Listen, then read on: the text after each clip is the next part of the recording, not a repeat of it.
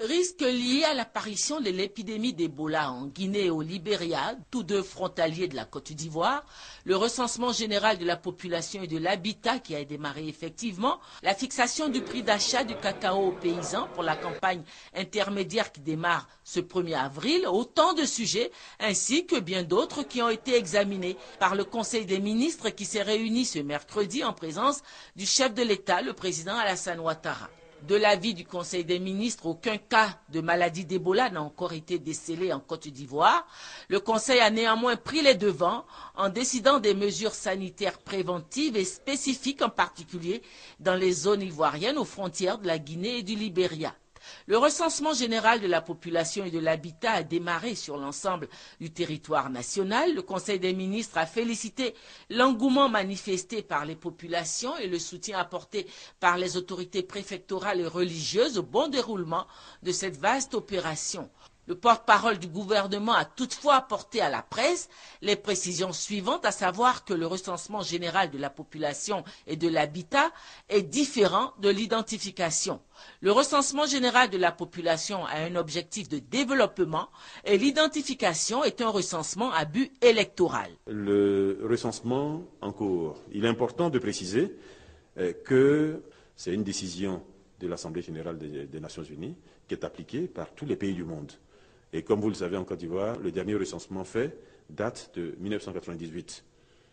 Autrement dit, 10 ans après, en 2008, un recensement devait être fait. Chacun sait la situation que notre pays connaissait en ce moment-là, ce qui explique que 6 ans après, ce recensement n'a pas été fait. Ce recensement est important pour notre pays parce que c'est ce recensement qui va permettre de remettre de la cohérence dans les schémas de développement sur lesquels nous travaillons en ce moment. Jusqu'à maintenant, nous travaillons sur des bases qu'on peut juger théoriques. Et il s'agit de confirmer ces bases-là avec ce recensement, de façon à avoir des chiffres qui sont réels sur toute l'étendue du territoire. Et le porte-parole du gouvernement de qualifier de fausse querelle l'appel au boycott lancé par certains partis politiques à propos du recensement général de la population. Il faut sortir un peu des vues politiciennes de temps en temps, ce que certains n'arrivent pas à faire, ce que nous déplorons. Même quand on est de l'opposition, il y a des postures qu'on prend qui ne sont pas toutes politiciennes. De temps en temps, il faut prendre des postures qui sont en faveur des populations, qui sont en faveur du développement.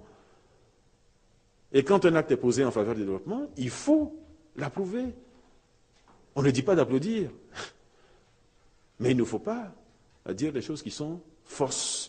750 francs le kilogramme de cacao, c'est le prix d'achat du cacao aux paysans fixé par le Conseil des ministres pour la campagne intermédiaire qui démarre ce 1er avril.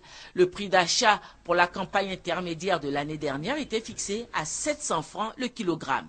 Les acteurs du monde culturel en Côte d'Ivoire ne seront pas en reste de la dynamique de développement impulsée par le président de la République Alassane Ouattara. En effet, un projet de loi sur la politique culturelle nationale dans l'objectif d'une meilleure protection du patrimoine national et d'une meilleure protection des droits d'auteur a été présenté au cours du Conseil des ministres de ce mercredi.